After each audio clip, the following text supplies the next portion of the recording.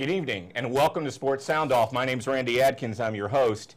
And this evening our guest is former USF Bulls coach Jim Leavitt. Coach, thanks for coming in. That sounds kind of strange right there. I'll just be honest with you. I know. It's tough. But yeah, okay. You know, what do you do? You know, now there are guys that know about the USF experience but don't know the rest of your Tampa Bay experience.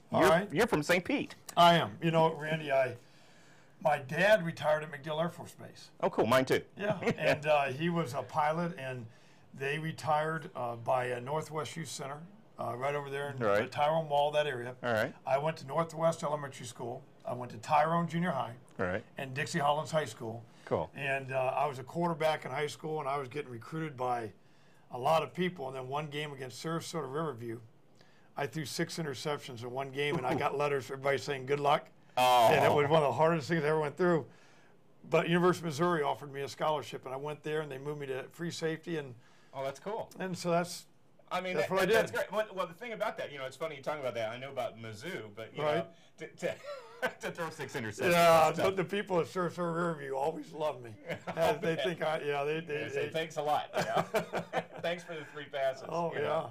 Exactly. Now, after your college experience, how did you decide to get into coaching? Well, you know, I really didn't know what I wanted to do.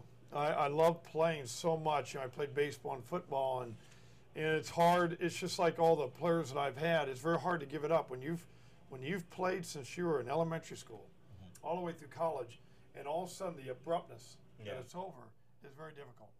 And I love being around young people. I love sports, and the closest thing to playing was coaching. You know, my players knew the last number of years that I always told them, heck, I'd play if I could. I'd much rather play than coach. Much rather be on the field. But at my age, you can't do that anymore. Well, you know, the hits are coming a little quicker than you like, I'm sure. Oh, yeah, you know, that's it. Now, you know, when we think about USF football, like as we said when we introduced you, when I think USF football, all the first for USF, you're there.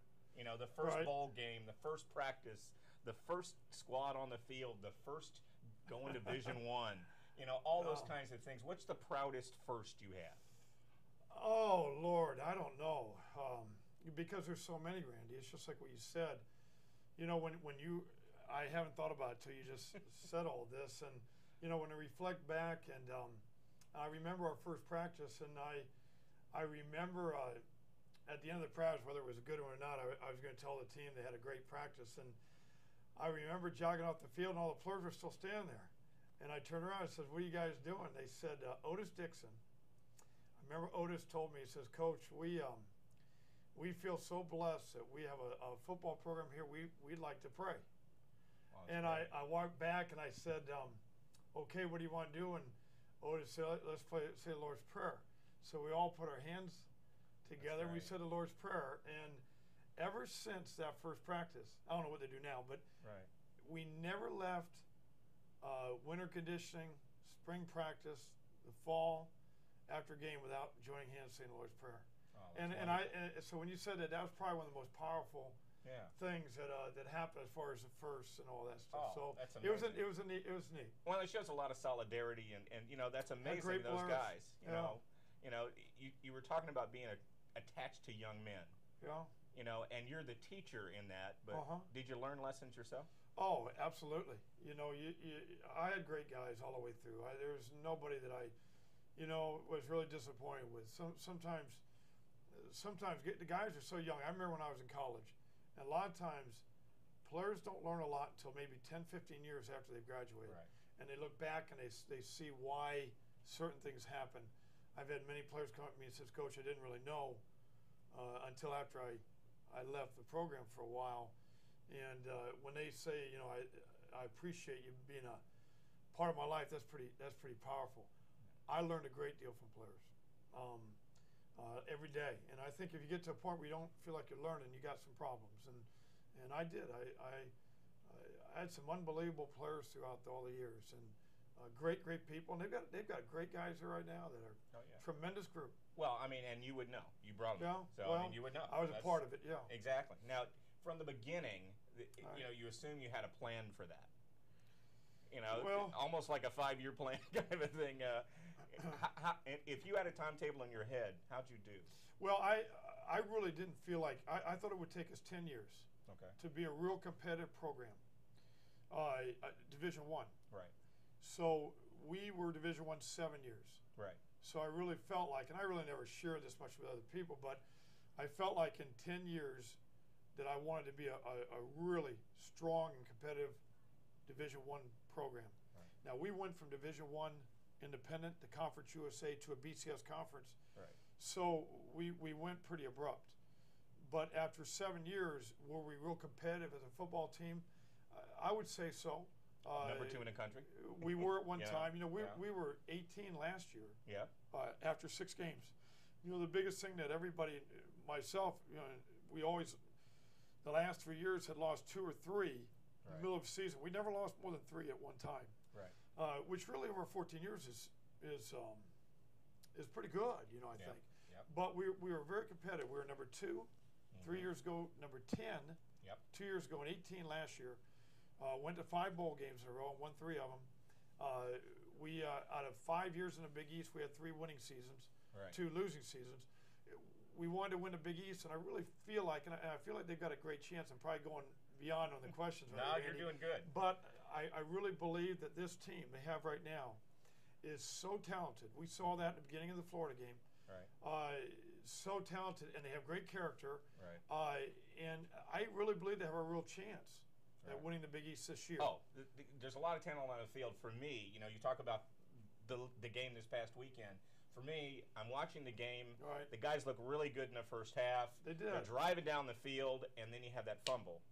And if anybody wants to talk about momentum changes, how is that on the field, watching it and wanting to be able to ebb that tide and change it? Do you feel? Is there a way that you feel like we can do something about that, or you could almost see the will of Florida come up on against that team? Well, Florida's a good football team. We all know that. You know, the Florida's a very young football team, and I really felt like the what Florida might be lacking. They have it, but I don't know if it's developed as leadership, because they lost so many great leaders last year. I think Brantley's going to have to lead in a big way. Their center is going to have to be a big leader. Oh, Pouncey, yeah. I don't know who their leaders are on defense because I don't know their team good enough. But I really felt like if South Florida could keep them in adverse situations, I mean, you saw Coach Meyer get a little concerned in the second quarter, and if you could have kept that pressure on, then anything could have happened. And I thought South Florida did a great job, and I thought they would. Yeah. Their offensive line did a great job against their D line. I thought BJ did a great job. He's a tremendous quarterback, and Murray ran real well. Moses, I mean, I thought they all did some real good things. Terrell McClain on defense did some great things, and their defense, Jarrell Young, I thought the guys did well. And they were okay, you know, at halftime. They kind of Florida was mounting some stuff in the second quarter. The second half, you know, there's you've got to play that second half. You know, you know when we had some really good teams that went in and beat Auburn and beat Florida State last year. Those things, and going up to North Carolina even and Kansas a couple years ago. But it's really important. You got to play through that second half. Right. You've got to come out of that halftime and be better in the second half, because Florida's going to come back. Florida State was going to come back. Right. And the guys mentally have got to be ready for that. And you know, they came ready to play, and I thought they did a great job. I really did. Well, as we go further on, I notice on the screen we have our phone number for call-ins. For those that have questions for the coach, sports-related questions, it's in the studio live, 254-7820. Also, you can send an email to us in the studio here at sportsoundoff@aol.com. It looks like we got our first question, Coach. Let's see what we have here. Caller, go ahead. You're on the air with Sports Sound Off. Hey, can you hear me okay? I can hear you just fine. Go ahead. Hey, Coach Jason Maloof, how you doing? Oh, hey, Jason. How are you? Jason, yes. Former linebacker for us from, you know,